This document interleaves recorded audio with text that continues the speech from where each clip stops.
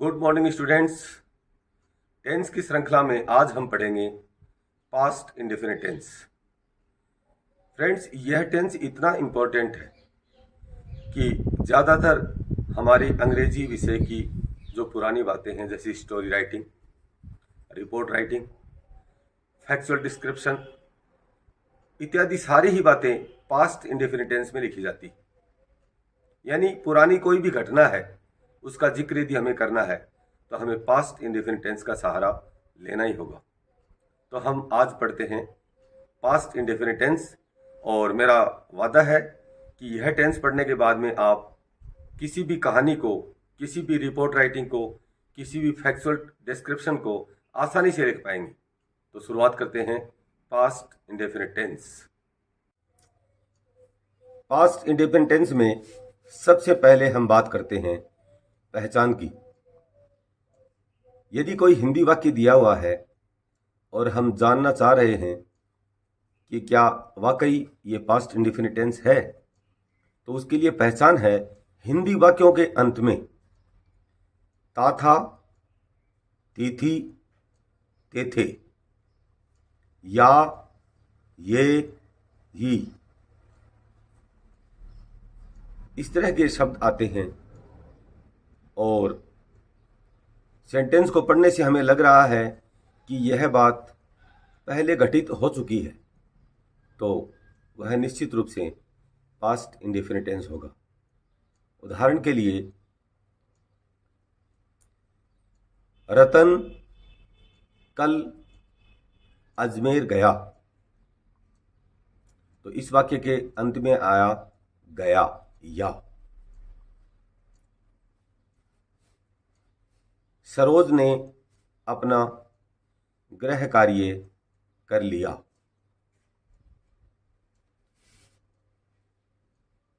ऋतु college गई।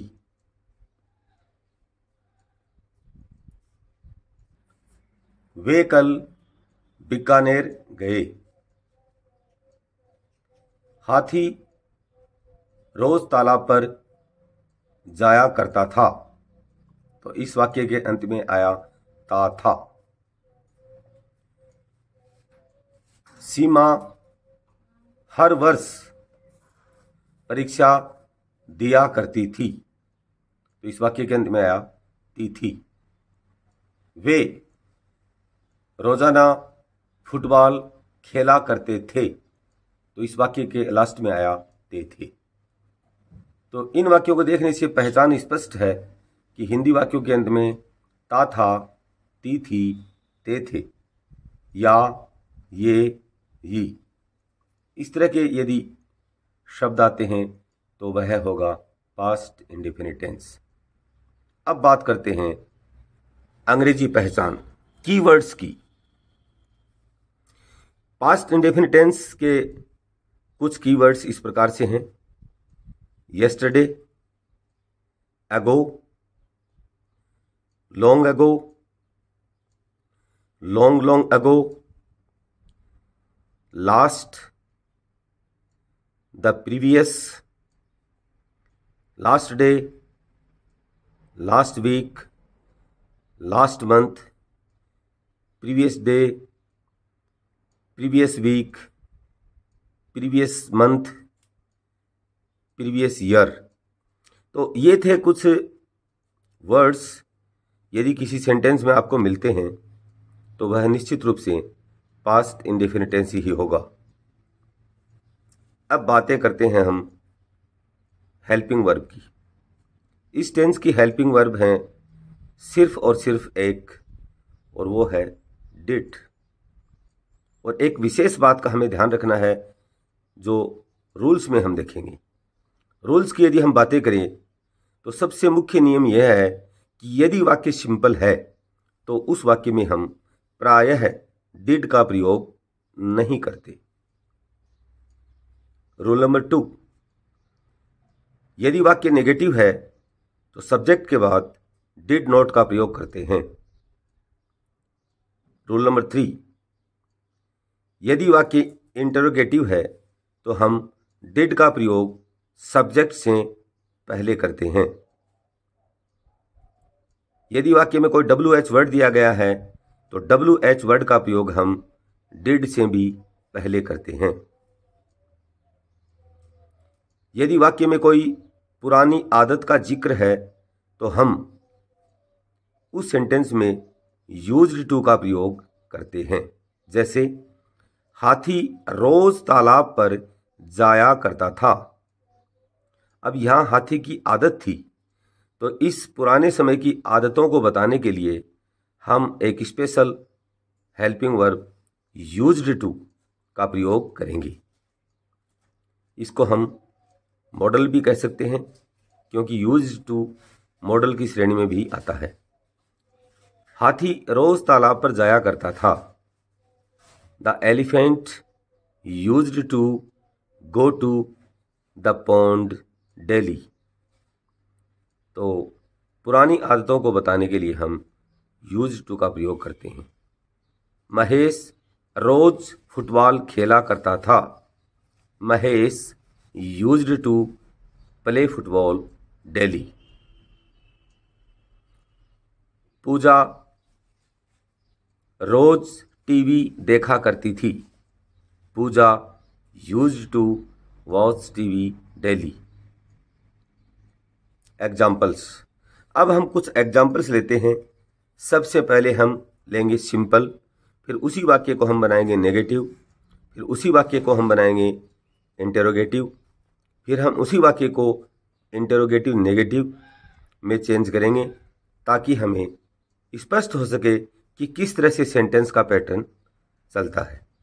तो सबसे पहले हम बात करते हैं सेंटेंस पैटर्न की।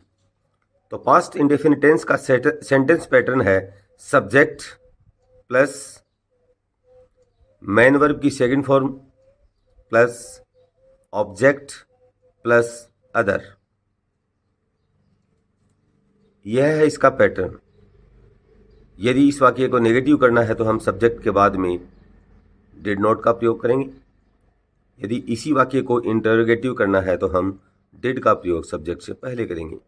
लेकिन सेंटेंस का पैटर्न मूल रूप से यही है, सब्जेक्ट प्लस मेन वर्ब की second form plus object plus other. अब हम एक एग्जाम्पल लेते हैं।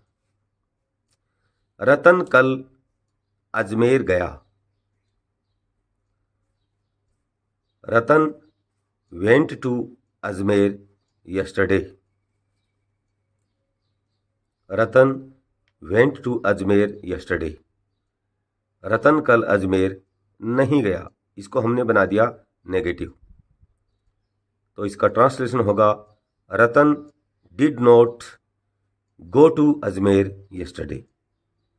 तो हमें एक बात का विशेष ध्यान रखना है कि जैसे ही हम वाक्य में डिड का प्रयोग करेंगे, डिड के साथ मेन वर्ब की फर्स्ट फॉर्म का प्रयोग होगा। तो ऊपर वाले वाक्य में हमने वेंट का प्रयोग किया है, जबकि वाक्य नेगेटिव होते ही हमने वेंट की जगह फर्स्ट फॉर्म गो का प्रयोग किया है। थर्ड सेंटेंस इसी का बनाते हैं। क्या रतन कल अजमेर गया? Did Ratan go to Ajmer yesterday? इसको हम थोड़ा और WH वर्ड का प्रयोग करके बनाते हैं। रतन कल अजमेर क्यों गया? तो क्यों शब्द यहाँ WH वर्ड है वाई, तो वाई का प्रयोग हम डिड से भी पहले करेंगे। तो इसका ट्रांसलेशन होगा why did Ratan go to Ajmer yesterday. तो इस तरह से हम किसी भी सेंटेंस को सिंपल, नेगेटिव, इंटरोगेटिव और मोर इंटरोगेटिव में चेंज कर सकते हैं। अगला जो अपना टॉपिक होगा वो होगा पास्ट कंटिन्यूअस टेंस। हाँ, तो मेरे विश्वास है कि यह वीडियो आपको खूब पसंद आया होगा, आपकी काफ़ी जानकारी इससे बढ़ी होगी। और यदि आपको लग रहा है कि यह टेंस आपकी जानकारी बढ़ा रहा है तो आप अपने दोस्तों को, मित्रों को, रिश्तेदारों को भी यह वीडियो शेयर करें